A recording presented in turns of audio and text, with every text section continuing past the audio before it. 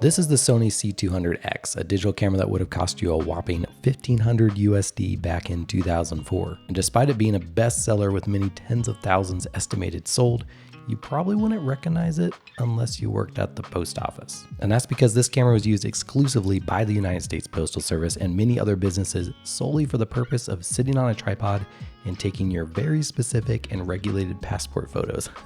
You know, those little 2x3 photos you paid $20 for. And it works so well at this very specific task that you may even find one of these still in use today at your local print shop. This one I bought on eBay with the bundled printer was from an operating business who had finally upgraded to a new setup just last year. And I picked up this camera initially just because of how funny it looks with this enormous flash.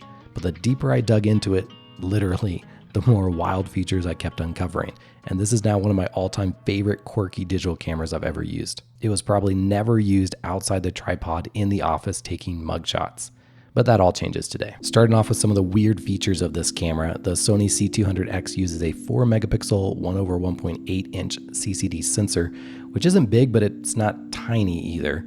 It's bigger than some compact cameras and smartphones, but for a camera larger than a DSLR, this size is super tiny. This Sony V1 made around the same time has the same size sensor, and just look at the size difference between the cameras. It's hard to remember holding this that this is basically just that, a point and shoot. And most of that size goes to supporting this massive flash. This has got to be one of, if not the largest flash built into a digital camera. This thing is massive, much larger than a normal DSLR flash or even a normal dedicated flash. And I can't find a power rating listed anywhere, but at the very least, the size of it reduces some of those harsh shadows you can find in smaller flashes, which makes sense given the use case of this camera. Up on the front, you can see the internal lens, which is a 36 to 95 millimeter equivalent zoom, and that prioritizes portraits over wide angle landscapes, which the camera would presumably never see. There's also a little viewfinder hole. Now, this is not a through the lens optical viewfinder, but interestingly, it does zoom alongside the lens when it zooms to match the estimated field of view. And I've never seen that before in a camera. Let me know if there's any other cameras you've seen that do that. And if you're astute, you may have already noticed that the viewfinder is in portrait orientation, and so is the LCD screen. And that's because this camera was designed to sit on a tripod and shoot headshots in vertical orientation for passport requirements. So the sensor itself is also in vertical orientation.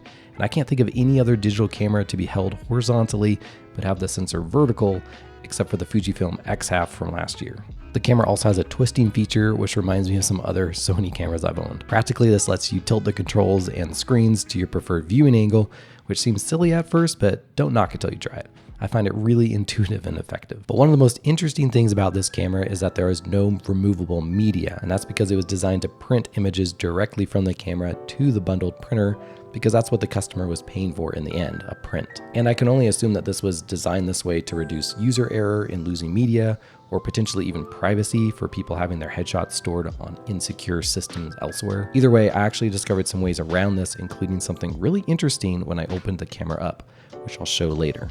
But first, let's look at the printer that was bundled with the camera. The two automatically pair via Bluetooth, and once you take a picture you like, you have a dedicated print button on the camera to start the print process. Older Sony Passport camera models had a dedicated cable to the printer, so while the Bluetooth transfer is a little slow, the ease of the wireless is a pretty nice upgrade. When you're ready to print, you use the software on the camera itself to choose what size prints and other adjustments, and this is where you can really tell that this camera was designed for passports given the options here in camera. The printer uses dye sublimation, and the paper and dye packs can still be readily found today, even new from suppliers. And I think that's because some of these cameras are still in use today. If it ain't broke, don't fix it, I guess. And I was lucky enough to get print packs for over 200 photos bundled in with this on eBay for a great price.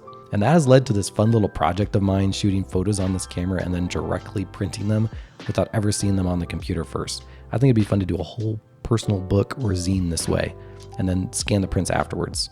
Sort of like an instant camera, just way larger, slower, and really nothing like an instant camera, but you get the idea. And the prints look good to me. Though I'm no print expert, the printer can print up to 400 DPI, and the 4 megapixels on the highest quality setting on the camera is more than enough for 4x6 prints. The fact that you can still get paper and dye packs for this is a huge win. Sending the photos directly to the printer is the main use case of this camera, and the manual spends most of the time on that. But there's no mention in the manual of what type of storage is inside the camera itself, and I thought it was some sort of built-in flash or hard drive like some older digicams I've used. But I got a tip on Instagram that it was not what I expected. So I opened up the camera to see for myself. Nothing crazy in this main part of the camera other than the large capacitor for the flash. Do not touch that. But on the side of the camera near the LCD screen, I couldn't believe what I found. Okay, this is actually crazy. Just as I was about to give up finding this hidden treasure, I opened this up, didn't see anything, but then over here in the corner, I turned it around. This looks like a, yep, look at that. Aha! A Sanyo supplied and created CF card, 32 megabytes, and it's there.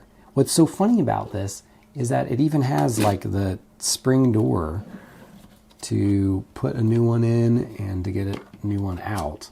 But all of that is blocked by this. There's no way to get the door. Doesn't. I wonder if I could just cut that. Once I found this, a friend of mine opened his C100 earlier model and confirmed the same, except in that case, it was a removable smart media card. And that's the only way I know of to get the photos onto a computer from the earlier C100 model. But if you own the C200 model like this, or the C300 model, which I haven't even talked about yet, there's an even easier way to get the photos off, which is by using the USB-B port to transfer images to the computer. I tested this and it works. You just have to set the image storage mode on the camera to the correct setting. As far as images, here's some of the images I've gotten off this camera. I wouldn't say it's the best digicam I've ever used by a long shot, and it's certainly the least convenient to carry. But I think the main highlight here is that big flash. It sort of feels like you're an old press photographer breaking some big news story, whereas a comment I got earlier said, it's the paparazzi special. If you like attention using a camera, for some reason, this will get you that. There's no RAW mode, so you're just getting early 2000 digicam JPEGs, like you'd get with a much smaller, more convenient camera. Yeah, this doesn't make any sense to actually use this camera today, clearly, but I'm getting such a kick out of it. And we haven't even talked about the C300 model yet, which I picked up after loving this camera so much. It has an entirely different and equally wacky design, no optical viewfinder, has a larger, higher resolution vertical screen right here in the middle. There's an upgraded sensor, and it connects to that same printer. Let me know if you'd like a deep dive on this camera too. Thanks for watching, and as always, happy snapping.